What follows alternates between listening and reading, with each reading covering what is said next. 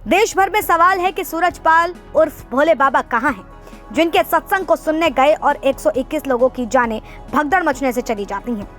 तो वहीं जहां इस पर सियासत गरमा रही है, तो दूसरी ओर बागेश्वर धाम यानी कि पंडित धीरेन्द्र शास्त्री का बड़ा बयान सामने आया है, जहां वो साफ तौर पर उनके पहनावे और उनकी शिक्षा पर सवाल खड़े करते नजर आ रहे हैं और कह रहे हैं कि हाथरस कांड के बाबा वो नारायण परंपरा के साधु नहीं है, क्योंकि जूता पहनकर प्रवचन करना हमने पहली बार सुना है और बाबा या महात्मा वही है जो अपने से ज्यादा अपने भक्तों की रक्षा करना जाने।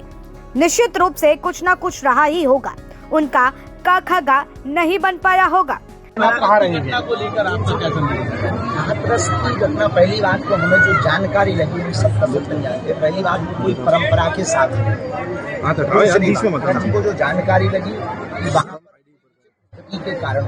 तीसरी बात, जूता पहन करके प्रवचन हमने पहली बार दिया। चौथी बात, बाबा या महात्मा तो वही है जो अपनी रक्षा से ज्यादा अपनी भक्तों की रक्षा करने की चाहते। और पांचवी, निश्चित रूप से कुछ ना कुछ तो रहा होगा, काखलागा नहीं बन पाया, तैयारियां में कुछ सुनियोजित तरीके से कुछ नहीं हो पाया होगा, ईश्वर जाने, हम उसके लिए कुछ कह नहीं सकते। पर इतना कह सकते हैं तो ऐसी जगहों से बचें भी, ऐसी जगहों पर कम जाएं, सावधानी पूर्वक जाएं, और अगर दूर से भी गुरु की दृष्टि पड़ जाए ना, उस समय भी यह माने कि हमें गुरु का एहसास किया, गुरु का हाथ।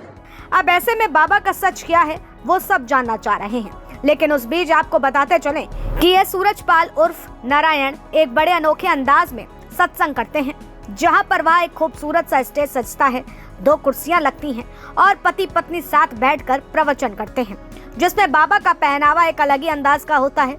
जिस रंग का उनका आश्रम है उस रंग का ही उनका पहनावा है। सफेद सूट और गले में टाई लगाकर एक जेंटलमैन बनकर पैरों में जूता पहनकर यह बाबा लोगों को मानवता का पाठ पढ़ाते हैं और खुद को नारायण स्वामी बताते हैं। हाथरस में हुए हादसे के बाद यह चर्चा में आ गए हैं और सवाल हुआ है कि बाबा क्या इस हादसे के लिए जिम्मेदार हैं या नहीं।